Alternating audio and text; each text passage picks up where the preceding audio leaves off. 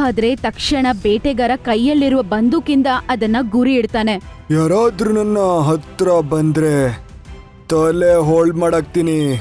ಆನೆ ಅವನನ್ನ ಗುದ್ದಕ್ಕೆ ಹೋಗ್ತಾ ಇತ್ತು. ಆದ್ರೆ ಈಗ ಜಿಂಕೆಯ ಪ್ರಾಣ ಸಿಕ್ಕಾಕೊಂಡಿದೆ. ಅದರಿಂದ ಅದು ಬೇಜಾರಾಗತ್ತೆ. ಸ್ವಲ್ಪತ್ತಾದ್ಮೇಲೆ ಬೇಟೆಗಾರ ಜಿಂಕೆನ ಕರ್ಕೊಂಡು ಹೋಗಿ ಆ ನದಿಯ ಬಳಿ ಕೂರಿಸ್ತಾನೆ. ಆದ್ರೆ ಈಗ ಕೂಡ ಆ ಬಂದೂಕಿಂದ ಗುರಿ ಇಟ್ಟಿರೋದ್ ಮಾತ್ರ ಬಿಟ್ಟಿಲ್ಲ.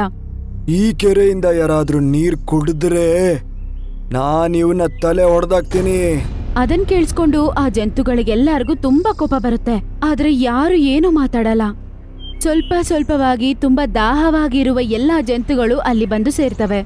ನಮಗ್ ತುಂಬಾ ದಾಹ ಆಗ್ತಿದೆ, ಆದ್ರೆ ನಾವು ನೀರು ಕುಡಿಯಲ್ಲ.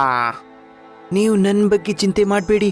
ನನಗೋಸ್ಕರ ಇಡೀ ಕಾಡು ಸಾಯೋದು ನನಗಿಷ್ಟ ಇಲ್ಲ.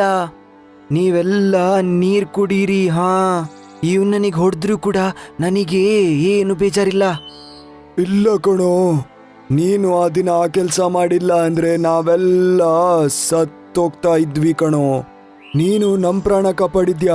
ನಿನ್ನ ಪ್ರಾಣ ಹೋಗೋ ಹಾಗೆ ನಾವೇನ್ ಮಾಡೋದು? ಏ ದುಷ್ಟ, ನಾನು ನಿನಗೆ ಏನು ಮಾಡಿದ್ದೀನಿ ಅಂತ ನನ್ನನ್ನು ಹೊಡೆಯೋದು ಇಲ್ಲ, ಬಿಡೋದು ಇಲ್ಲ.